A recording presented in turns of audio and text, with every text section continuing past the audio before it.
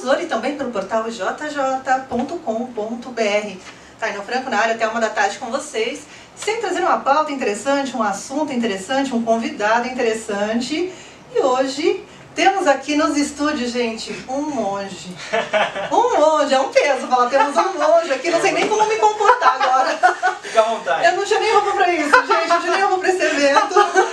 Mas estamos aqui com o Gabriel Piva Viotto e ele é monge do Rap Science. Aliás, eu sempre tive curiosidade de saber mais sobre a Rap Science. Tem um templo? Como chama? Isso, a gente tem um templo aqui em Jundiaí. É em frente à minha casa. Ah, é? É na Rua Congo, não é? Isso. Gente, eu sempre tive uma curiosidade de entrar naquele lugar. Há 10 anos eu moro ali de frente. Eu falo, um dia eu vou entrar pra conhecer, saber como é. Primeiro, bem-vindo. Muito obrigado, ao programa. Pela oportunidade, agradeço. E agradeço aos ouvintes também. Muito obrigado. Tudo bem com você? Tudo ótimo. Como foi esse processo? É a pergunta que eu tenho feito de volta aos estúdios, né? Porque eu continuei o programa de casa, enfim, fazendo online. E a gente conversou muito com artistas, com pessoal da área da saúde, enfim, para saber como estava sendo esse momento relacionado a essa limitação dos relacionamentos físicos, né? Os sociais continuam ali, a gente tem a internet, mas como que foi para você? Como que você olha esse momento do distanciamento físico? Porque ele causa um impacto, né? Sim. A gente está vivendo um momento que ele está sendo único hoje na história da humanidade, porque a gente estava acostumado a se relacionar, a sair de casa, e de repente todo mundo teve que ficar num isolamento total. Sim. E eu acredito que a gente esteja agora passando por um processo de adaptação à realidade que a gente está vivendo hoje.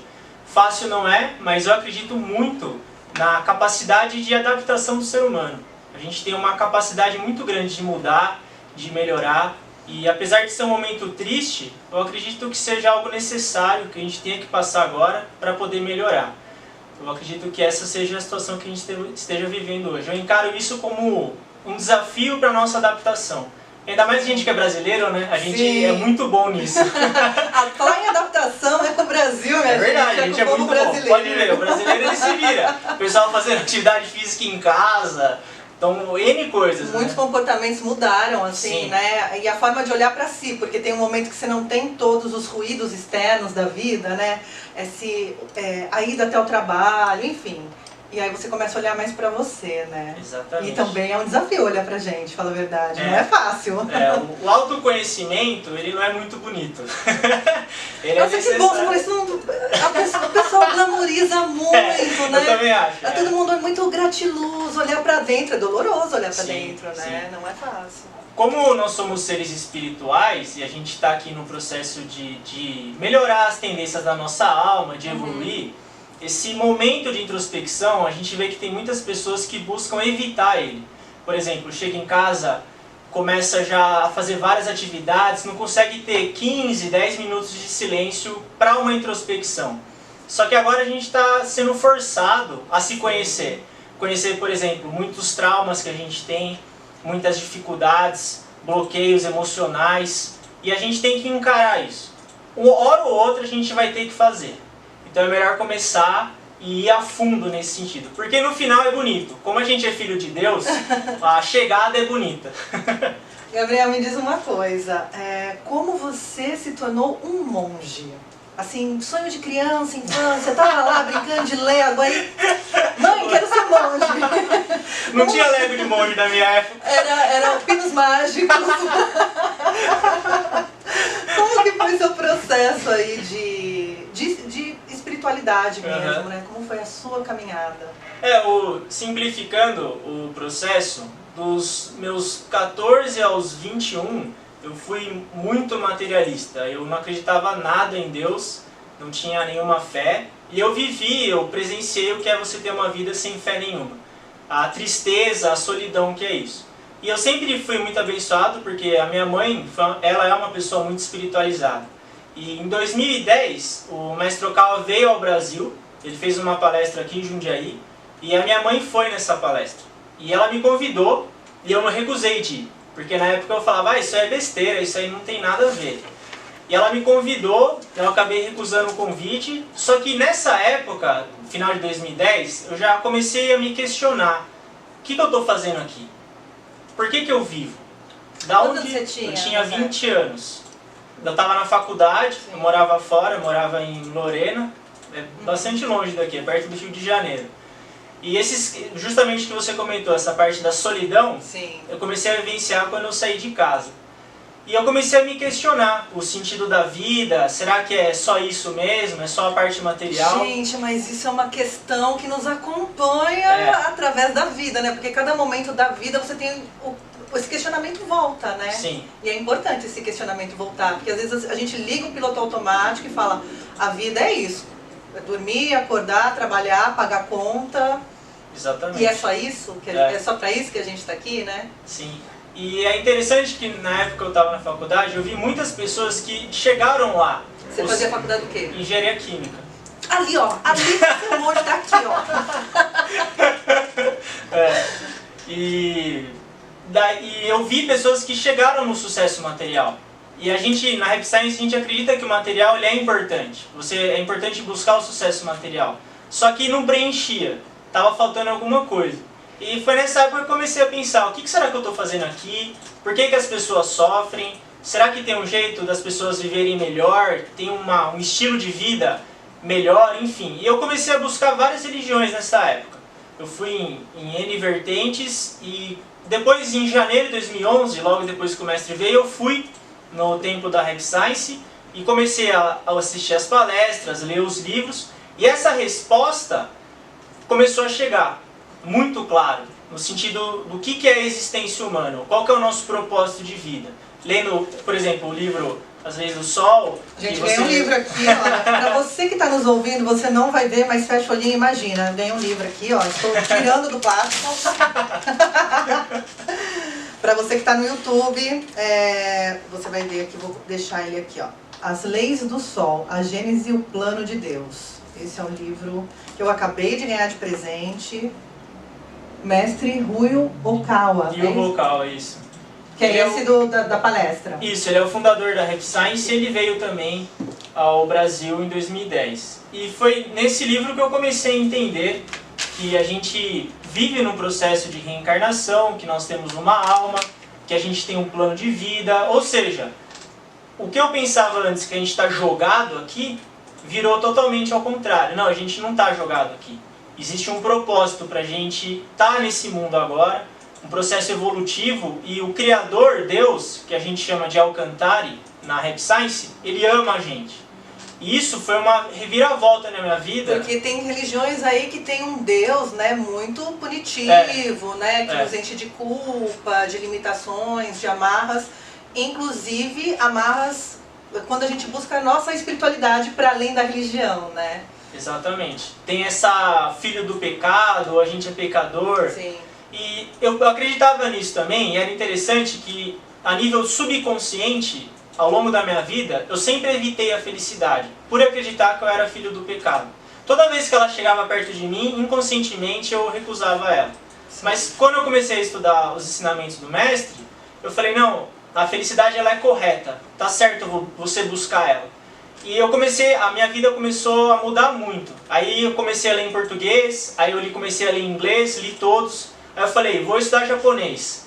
Simples. É tranquilo estudar japonês, gente. Para entender o que o mestre Okawa fala na língua materna dele. Aí eu estudei durante o período da graduação, 4 anos aqui, estudei japonês, fiz teste de proficiência.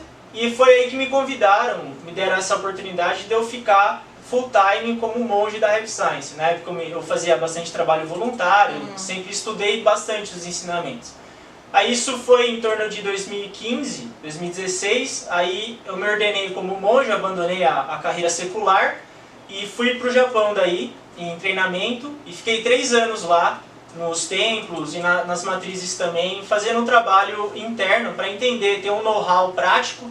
E voltei em 2018, final de 2018, para o Brasil. Mas basicamente essa é a minha trajetória, está no começo ainda. Mas basicamente foi isso, essa perspectiva de vida, de que você pode ser feliz, que Deus ama você. E que mesmo esse momento que a gente vive hoje, da pandemia, muitas pessoas sofrendo, a gente percebe que quando você tem um ensinamento correto, a sua mente ela fica estável. Sim, você mesmo consegue no ambiente, alcançar esse equilíbrio independentemente do ambiente, porque o equilíbrio está em você. Exatamente. Você é o que a gente fala, você é o dono do seu coração. Você domina a sua mente. O Mandela falava isso, né? Que você é o capitão da sua alma. E a gente acredita nessa autorresponsabilidade, porque antes eu ocupava o ambiente pela minha infelicidade. Mas o Mestre Okawa disse que não, você é responsável pela sua vida, e dependendo da decisão que você toma, a sua vida pode mudar totalmente. Mas é difícil isso, porque a gente tem um hábito de terceirizar nossos sofrimentos, né? O inferno é o outro, a culpa é sempre do outro. Sim. As condições não são favoráveis, e olha esse mundo, e olha essa pessoa. A gente tem esse hábito, né, de terceirizar a responsabilidade pelas nossas escolhas e pelo modo que a gente vive, né? Exato. Isso é um instinto de autoproteção. A gente é humano, a gente tem um corpo físico e a gente tem instintos igual ao animal mesmo. Se alguém está me atacando, então eu tenho que me defender. Esse seria o primeiro nível mental do ser humano, a autoproteção. Você vai colocar a culpa em alguém, não é minha responsabilidade. Só que quando você começa a estudar um pouco mais de espiritualidade, você começa a perceber que você não precisa se proteger tanto, que você é um ser consciente e você pode tomar a rédea da sua vida. Isso é uma evolução a nível de consciência. Isso vem através do aprendizado, porque o que a gente estava comentando no começo, do autoconhecimento. Sim. Tem muita coisa bonita dentro da gente também. E aí você fala, eu consigo dominar a minha vida através do que eu penso. Então eu vou correr atrás agora e vou buscar me espiritualizar mais. Essa é a primeira mudança que as pessoas sentem nesse processo de aprendizagem da verdade. É o autocontrole da sua mente. Você domina a sua mente. Ninguém domina você nem o ambiente. A gente estava falando um pouquinho da trajetória dele, né? Como ele de um engenheiro químico que não acreditava em nada, se transformou num monge, foi morar no Japão, né? Como fala? Ordenou, monge, enfim. A gente falou um pouquinho desse processo dele, mas agora eu quero saber o que é a Happy Science. É uma seita, é uma religião, é um grupo fechado? Vamos falar o que é a ciência da felicidade? Primeiro vamos falar primeiro o que não é. Vamos lá, primeiro, a gente pode começar nesse... Primeiro, não é uma seita. Segundo, não é budismo. A Happy Science ela é uma religião fundada pelo mestre Ryu Hokawa. Que é a pessoa que escreveu esse livro e mais de 3 mil livros. Mais de 3 mil palestras. Mais de 3 mil palestras, mais de 2.800 livros até hoje. Então, é uma quantidade de ensinamentos realmente incríveis que o mestre Okawa prega. No Japão, ela é a religião número 1. Ela superou todas as outras já. A gente está em mais de 127 países no exterior, inclusive o Brasil sendo um deles, mas nos 5 continentes. Oceania, África, tudo, a gente está presente. Uau! É que quando pensa em Japão, a gente já pensa logo no budismo, né? Isso. E não é mais a primeira religião. Não, a Happy Science superou, ela cresceu muito, ela foi fundada em 1986. Certo? Nessa época teve um boom de religiões no Japão, mas a Happy Science, devido à estabilidade de ensinamento, toda a seriedade dela, ela se manteve, muitas acabaram se perdendo ao longo do tempo, mas a gente se manteve estável ali no corpo de ensinamento. Até hoje estamos bem fortes lá também. E a gente fala que é religião porque a gente acredita em Deus. Deus a gente chama de El Cantare. El Cantare, ele é o Criador. Ele é o Criador do Universo. Esse é o significado de El Cantare. Mas ele é uma pessoa, como que funciona, para quem está nos ouvindo ou nos vendo? Porque quando você fala Deus, quando você fala de Jesus, você tem uma figura midiática, né? Existe uma figura, existe uma imagem? Falando de maneira simples, seria o seguinte: El Cantare, ele seria uma esfera de luz imensa. Entendi. E parte dessa luz, ela vem de tempos em tempos à Terra pregar o Dharma, pregar a lei. O Mestre Okawa, ele é parte da consciência de El Cantare. Então, parte da luz da consciência de El Cantare está alojada hoje no Mestre Okawa pregando a lei, o Dharma. Essa é a imagem que a gente tem. Tá, não tem uma figura, não tem uma estátua que você compra. É só pra gente... A gente tem imagens sagradas nos templos, que é um... Porque a gente... Não é que a gente referencia a estátua, não é isso? Sim. É uma questão de você... Como a gente está no corpo físico, a gente precisa de uma figura para reverenciar. É justamente por isso que eu tô fazendo essa pergunta, né? Porque é uma característica das religiões... ter um objeto, eu falo objeto porque no final das contas né? Mas um objeto que representa, que personifica a adoração, ou enfim, a canalização da oração. Olha, pra vocês terem uma ideia, eu não consigo nem me expressar. Não, tá perfeito. Mas você tá entendendo o que eu tô falando? Sim, então por isso sim. que eu perguntei, se há esse objeto de adoração. Isso, nos templos tem as estátuas que a gente reverencia, mas a gente reverencia o que a estátua representa, que é a parte da luz divina. E é uma questão de respeito mesmo. Você chegou num local sagrado, e a gente sente a presença de luz espiritual nesse local. Não é só a parte material, tem o aspecto espiritual também. E a gente faz orações em frente às estátuas, faz meditação por causa da vibração espiritual. É uma atmosfera espiritual que é criada dentro dos locais. Isso a gente chama de portal de bronze. O portal de bronze é como nas igrejas católicas, tem aquelas portas grandonas, difíceis de entrar, porque separa o mundo material do espiritual. Para criar o ambiente, para as pessoas realmente estarem envolvidas, deixar tudo mundano para fora e estar ali 100% disponível para oração, para meditação. Pode dizer, para você receber luz, seria nesse sentido. E isso é o grande... William James já falava disso, né? A religião ela tem essa função de trazer essa tranquilidade para as pessoas, de trazer paz. Mas é uma paz muito diferente, é algo mais divino, é algo mais celestial. E é dentro desses locais que a gente busca isso, essa tranquilidade, essa paz, essa segurança. Tem uma história de um senhor lá do Japão, quando eu trabalhava num templo, que ele tinha muita insônia. Ele não conseguia dormir nunca. Ele só dormia quando ele ia dentro desse local sagrado, aí ele chegava lá e ele dormia, porque ele sentia que ele estava seguro lá dentro. Aí ele sentia que tinha alguém acolhendo ele lá. E aí ele dormia. Ele só conseguia dormir lá dentro, mas ele falou que ele dormia de verdade, assim. De descansar, de apagar mesmo. Só que ao longo do processo de estudo, ele foi se conhecendo, isso foi diminuindo. Por causa desse autoconhecimento, esse medo que ele tinha. Mas aquele local para ele parecia um útero, ele falava assim, algo que ele estava protegido ali dentro. E um templo tem essa função, uma igreja tem essa função de cortar a vibração terrena da celestial. A gente precisa dessas variações ao longo da nossa vida. Até para a gente se colocar naquele lugar. E é interessante porque há estudos aí que mostram que há um impacto no corpo, né? Há um impacto fisiológico, né? Na meditação, enfim, nessa busca, né, da espiritualidade, ela vai mudando também o sistema imunológico, né? Então não é um impacto só abstrato, né, de cunho emocional, ele é físico também, né? Sim, a mesma questão da imunidade que está sendo muito falada hoje, existem vários handbooks de Harvard mesmo comprovando que uma pessoa que ela frequenta uma igreja 2 vezes por semana ou mais, a chance dela contrair algum tipo de doença infecciosa é muito menor do que uma pessoa que não frequenta. Tem pesquisas e pesquisas já comprovando isso. Porque a sua fisiologia ela é vibração também. Átomo, molécula, eles estão vibrando. Sim. E quando você tem uma vibração espiritual, você melhora a frequência dela. E a sua imunidade vai acabar aumentando também.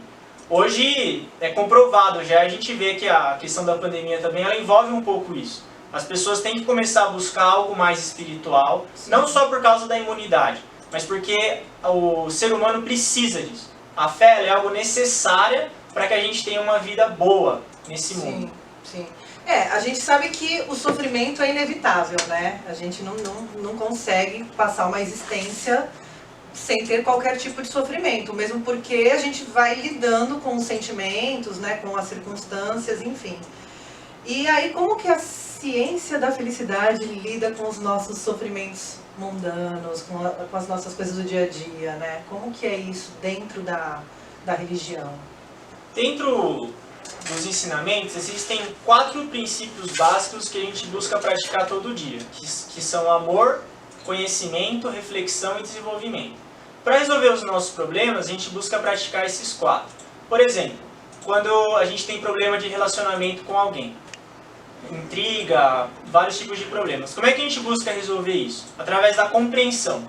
Buscar entender o lado da outra pessoa e evitar conflito para buscar uma harmonia. Por outro lado, existe o conhecimento também, que é sabedoria.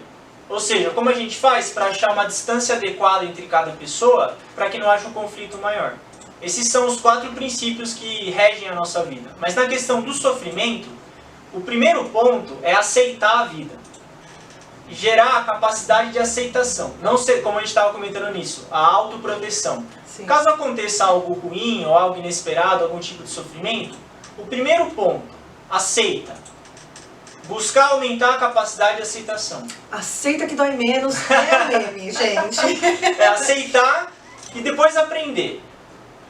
O aprendizado ele vem da aceitação. Enquanto a gente está revoltado com a vida, que é o que aconteceu comigo durante quase uma década, enquanto você está revoltado, está querendo culpando até Deus muitas vezes, Sim. não tem como você aprender. Aceitar e buscar se esforçar para resolver os problemas. O Mestre Okawa diz que tem 3 tipos de problema. O primeiro grupo é o que você consegue resolver. O segundo é o que o tempo vai resolver, ou seja, não tem o que fazer. E o terceiro é o que você não consegue resolver, ou seja, não tem o que fazer. 2/3 do seu problema, dos seus problemas, não está nas suas mãos. Então você vai ficar com 1/3 só. Trabalhe em cima deles. Você conseguir aceitar e muitas vezes não querer resolver o que você não consegue, esse desistir. Tem aquela frase que ganhar é perder. Sim. É isso, para você ganhar, por exemplo, tranquilidade, muitas vezes a gente tem que perder. Ou seja, desistir de querer resolver tudo. A gente não vai mudar o mundo inteiro. É igual querer mudar as pessoas. Mas isso também tem a parte do nosso ego, né? Isso. Que a gente acha que a gente tem que mudar o outro, modificar o outro, transformar o outro, para que na verdade a gente viva melhor e o outro viva melhor na nossa perspectiva do que é o melhor. Exatamente. Que não é uma verdade única e absoluta, né? O que é melhor. Por isso a compreensão é importante. O Mestre Okawa, no livro As Leis de Bronze, todo ano tem um livro de leis. Ano passado foi Leis de Bronze, esse ano foi Leis de Aço. No Leis de Bronze ele fala que o seu trabalho não é julgar as pessoas, é compreender elas. E não é colocar cada pessoa no lugar dela. Não é essa a nossa função como ser humano. A nossa função é aceitar as pessoas e se for para mudar alguma coisa, é mudar nós mesmos. Dá para mudar as pessoas através de uma boa influência, é possível. Mas não forçando ninguém a mudar nenhuma dessa maneira. Happy Science, a ciência da felicidade, é a pauta hoje aqui do programa Francamente. Estou aqui com o monge Gabriel Piva Vioto, que está aqui nos dando uma aula, explicando, né? Quem me dera. Explicando só um pouquinho desse tempo todo que ele está estudando, né? Como que funciona, quais são as características aí da Happy Science, no que se acredita. E um tema que faz parte da vida de todos e as religiões ainda buscam explicar, e é onde eu acho que há mais tabu, né? A gente estava falando aqui nos bastidores, o tema morte ainda é a única certeza que a gente tem nessa nossa existência, e ainda é um tema que carrega muito tabu, muito peso, principalmente no âmbito da busca da espiritualidade, né? A gente está falando aqui, não, tem gente que abre mão da felicidade nessa vida esperando que haverá um paraíso, haverá um lugar onde ela pode ir em alguma igreja, comprar um terreno, comprar um passe livre ali para entrar no paraíso onde tem anjinhos saltitantes, e não é muito assim que a Happy Science lê, né, essa passagem. Como que funciona? O que é a morte para a Happy Science? A morte, num primeiro momento, ela seria uma transição de dimensões. Hoje a gente está numa dimensão tridimensional, e que é uma dimensão mais grossa, porque a gente vem aqui treinar a nossa alma. A gente precisa desse corpo físico, só que dentro do nosso corpo físico tem uma alma. E a comprovação da alma ela tem sido cada vez mais forte ultimamente, porque muitas pessoas estão tendo aquela questão da EQM, que é a experiência de quase morte. Tem o livro do Moody, o Eben Alexander, são médicos, neurocientistas, que vão para outro mundo, e eles descrevem de uma maneira assim, impressionante como que é o outro mundo. Então a gente hoje está numa questão tridimensional, precisando desse corpo físico. Quando a gente morre, a morte o que é? A sua alma, ela se separa do corpo físico. Em torno de 24 horas existe o cordão de prata que liga a sua alma ao seu corpo físico. Então durante esse período você está conectado. E depois disso, esse cordão de prata ele se rompe. Esse é o primeiro momento. Quando isso acontece, a alma dessa pessoa, isso é muito interessante dentro do que o Mestre Okawa comenta, ela é instruída que a vida dela acabou. Ou seja, vem o anjo da guarda dela, vem espírito guia, os parentes que já se foram, eles vêm e convencem essa pessoa de que a vida dela acabou. Porque quando a nossa vida acaba, é melhor entender que ela acabou, para não ficar aqui. Aceita que dói menos. Aceita e vá para a luz. Então, esse é o primeiro ponto da morte. Você é orientado. Depois de em torno de 7 semanas, 49 dias, você vai de fato para o mundo espiritual, que seria o reino astral ou a quarta dimensão. Ele existe na Terra, esse campo espiritual, ele existe fisicamente. Só que a gente não enxerga porque está em outra sintonia de vibração. É igual ao pá de ventilador. Quando a pá está parada, ela está numa frequência estável, então você enxerga ela. Mas quando a pá começa a girar, como ela está em outra frequência, você não enxerga mais.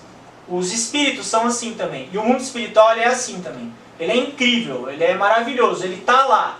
Só que a gente não vê. E quando a gente morre, ou seja, a gente abandona o nosso corpo físico e vira uma alma, a gente vai para outro mundo. Chegando lá, existe o reino astral, e dependendo da religião da pessoa, existe a gente chama de Rio Sanzo. Geralmente religiões japonesas usam o Rio Sanzo ou túnel de luz para os cristãos, que ele separa o plano físico do espiritual. Quem atravessa... Que seria uma última travessia antes de chegar no outro plano. Isso. Quem atravessa esse rio, de fato chegou no mundo espiritual e a vida espiritual dessa pessoa começou. Muitos livros relatam aqueles campos de flores, isso tem mesmo, mas isso não é o céu ainda. É só o começo, porque o mundo espiritual terrestre, tem no livro As Leis do Sol isso, ele vai da 4ª até a 9ª dimensão.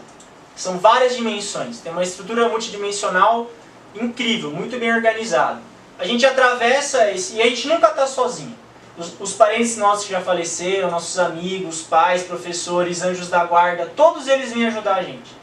Inclusive, o Mestre Okawa explica que a 7ª dimensão é o mundo dos anjos, ou Bosatsus.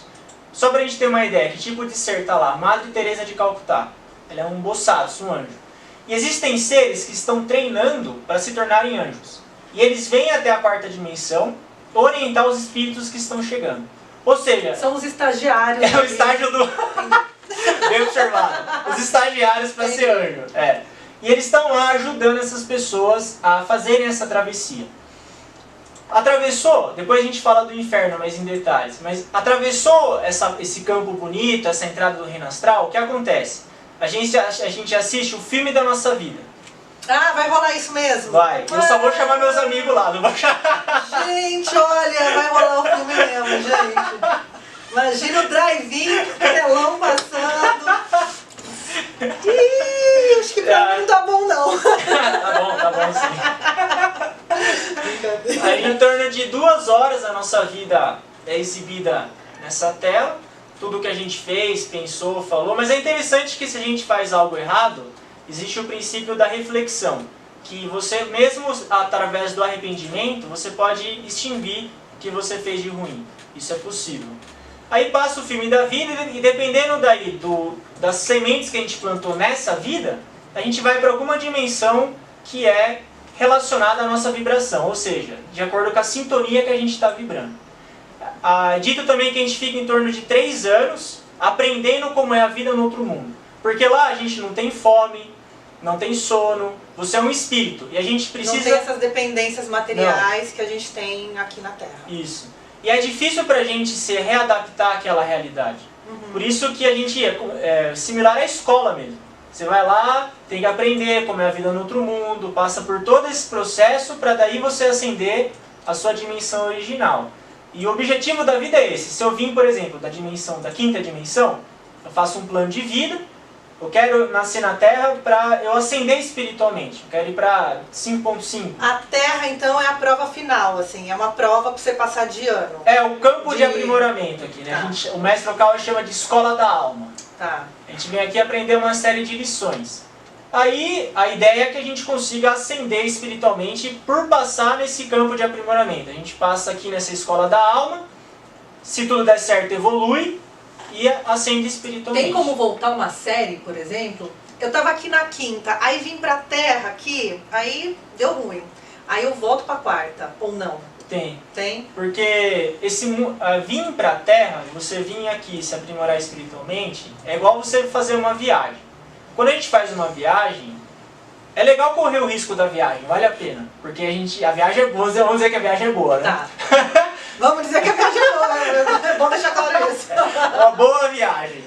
Só que nem tudo vai sair igual a gente programou na viagem. Tem hora que você tem o voo, dá errado, você marca um hotel, dá errado, às vezes você não gostou. Tem os imprevistos. Isso. Todos. Que é o risco envolvido para você poder aproveitar a viagem. No caso, a nossa vinda ao plano físico, existe o risco envolvido. Só que compensa correr esse risco para a evolução que a gente pode ter. Principalmente na era que a gente vive hoje.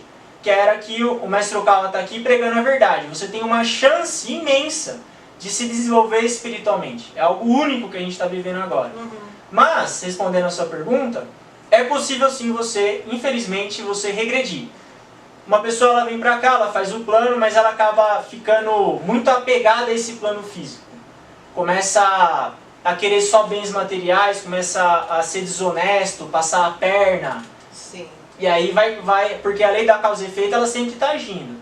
E aí, infelizmente, a pessoa ela vai acabar indo para o inferno, vamos dizer. Mas o que é o inferno? Antes de você explicar, por exemplo, perguntas. Tenho muitas dúvidas aqui. Dá tempo de fazer pergunta, dá tempo de fazer pergunta, né? Antes da gente mudar de bloco. Seguinte.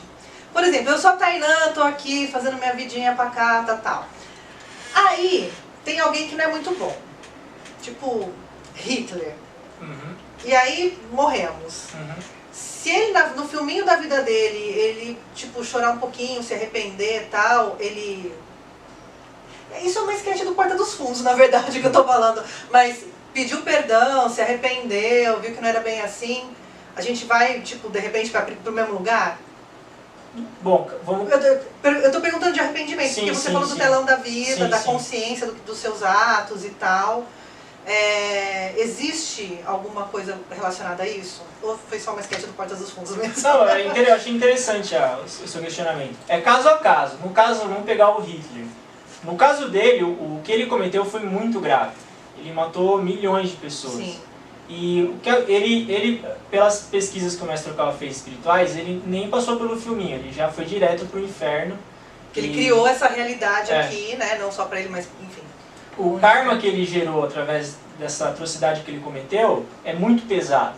Entendi. E o inferno ele tem níveis também. E quando você comete uma atrocidade dessa, você tira a vida de outras pessoas, você vai lá pro fundo. Começa lá do último e aí vai subindo. É isso. Isso. Que é o contrário do que acontece no plano, na dimensão superior. Isso. Você começa do 1, vai pro 7, lá você começa do 7. Tá.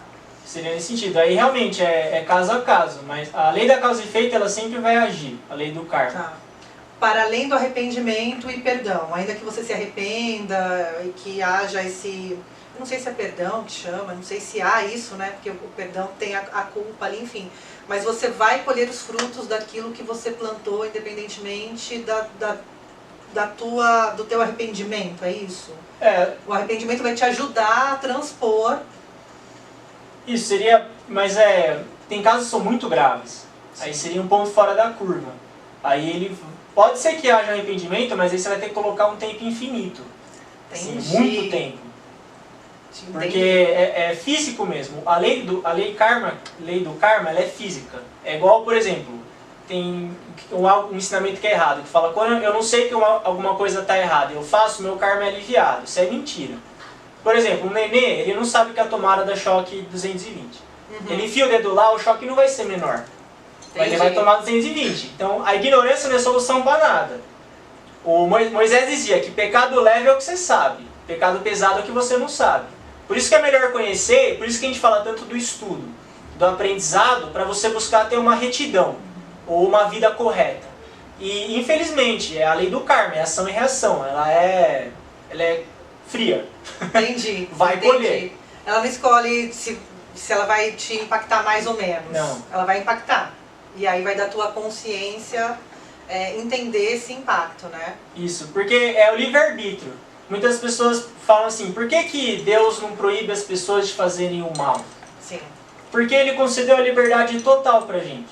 E Ele não pode tirar a nossa liberdade. Cada um vai ter que ser responsável pela própria vida. E é assim que a humanidade vai se desenvolvendo. É igual o trânsito. Você não pode tirar a vontade das pessoas dirigirem. Mas você vai ter que orientar as pessoas no Sim. trânsito, vai ter que pôr semáforo, faixa de pedestre. Organizar Isso. a convivência, na verdade, Exatamente. né? Deixa eu te perguntar uma coisa, como que há rituais, como que funciona? Porque na igreja evangélica tem o culto, tem a missa na católica, os centros espíritas agem de outra forma, enfim, cada religião tem um rito, né? Como é o rito da Rap Science? Existem 2 rituais básicos que a gente acaba conduzindo, um inclusive a gente conduz aqui nos templos, que é o ritual de healing, ou de cura espiritual.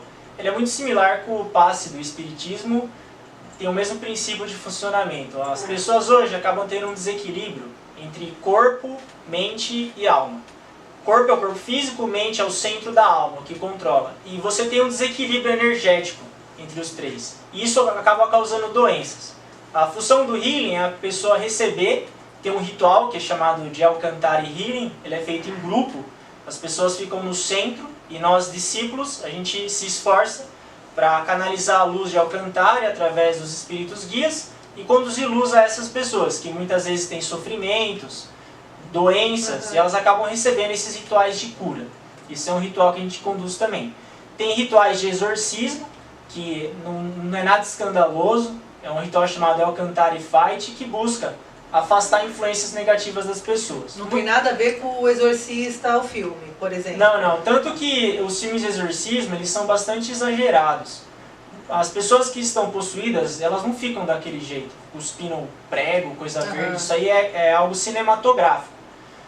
E o ritual de exorcismo, ele tem essa função também. O healing também afasta a influência espiritual negativa, mas dependendo do nível da possessão, tem que ir para um estágio mais avançado. Tem rituais que a gente chama de Kigan.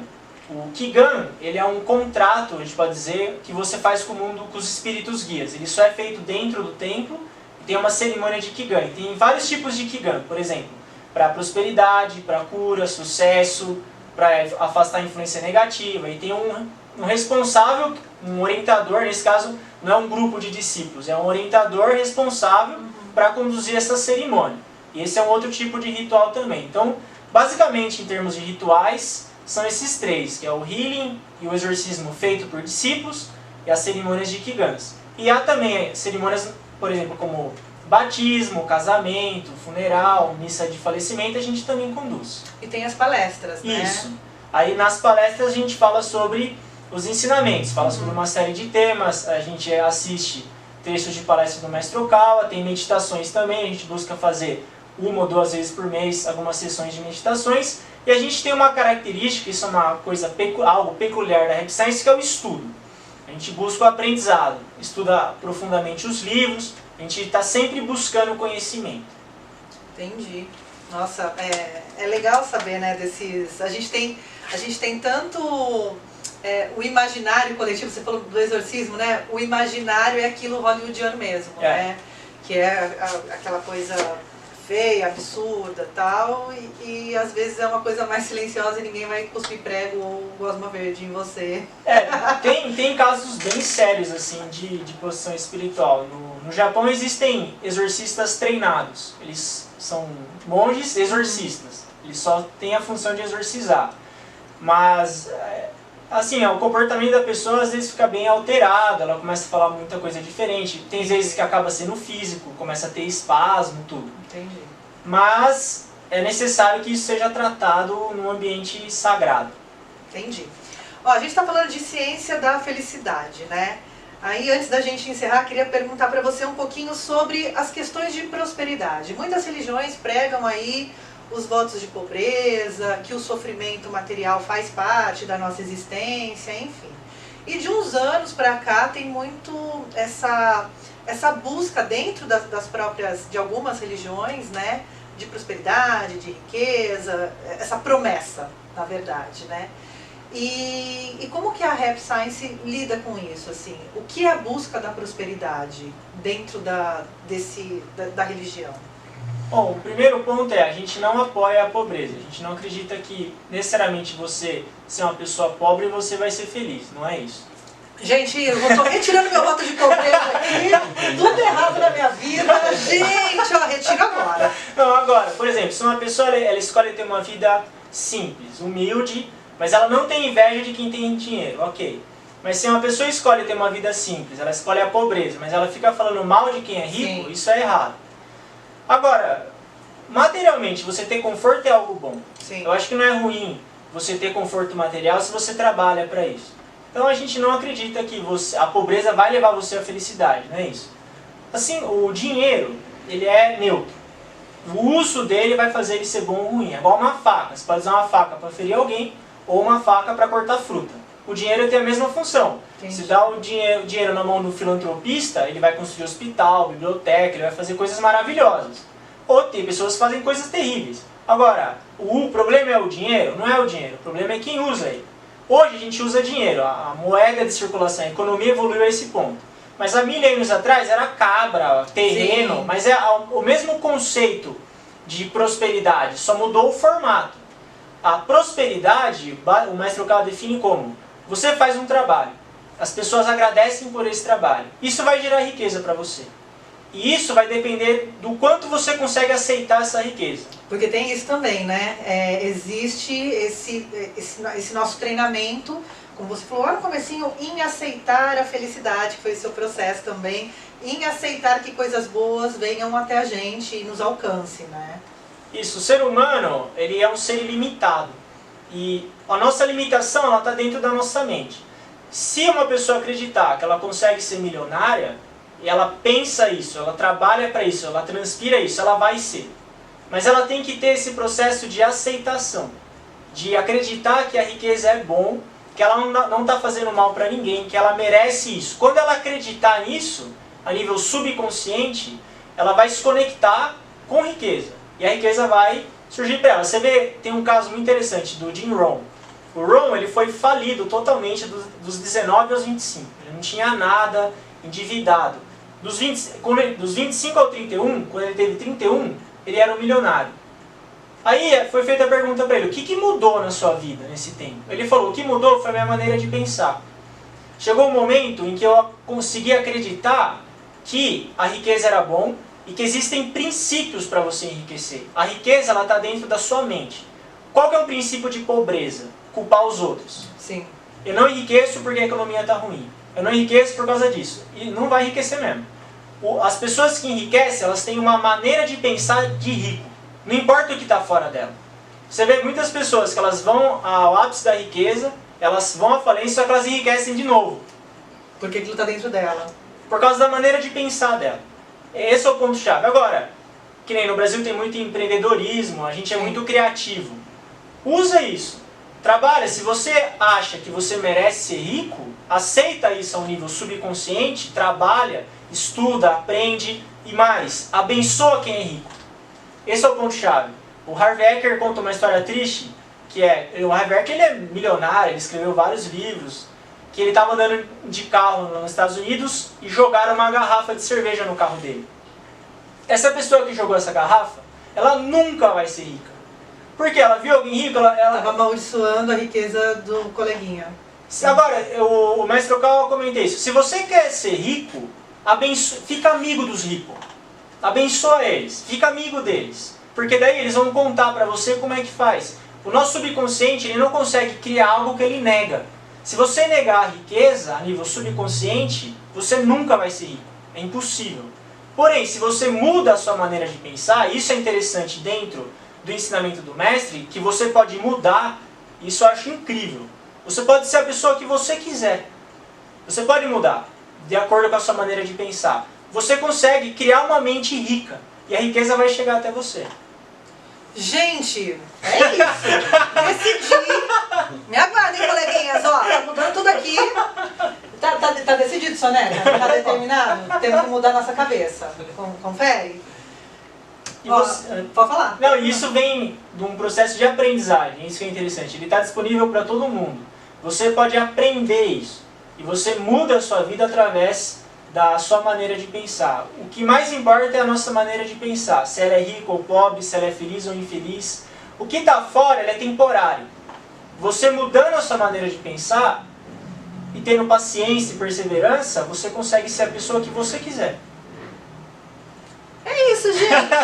é isso. Eu tô aqui hoje falando da Rap Science com o monge Gabriel Piva Viotto. Já queria te agradecer. Recados, onde a gente acha vocês na internet, onde as pessoas podem buscar um pouquinho mais sobre a Rap Science. Tem o site oficial nosso, que é o rapsciencejundiaí.com.br. Pode colocar no Google Rap Science Jundiaí e sai o site. E lá no site você vai ter acesso ao YouTube, que eu faço lives de terça e quinta-feira. Legal. E de segunda estreias com vídeos do mestre. Tem um podcast todo sábado. Então a gente está bem presente na internet hoje. Quem tiver interesse é só pesquisar. Já vou lá, gente, vai lá, se inscreva no canal, conheça Sim. os vídeos, saiba um pouquinho mais. Não se esquece também de se inscrever no Francamente, dar aquela força pra gente, porque afinal de contas, sou rica agora. Já mudei minha vida a partir deste momento aqui, ó.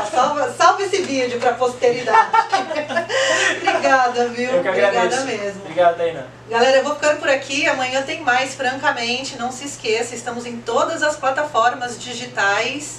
E fiquem bem, bebam água, aceitem a felicidade. E aí, ó, vira a chavinha da mente que tudo fica melhor. É isso, gente. Beijo. Tchau, tchau. Francamente, com Tainá Franco.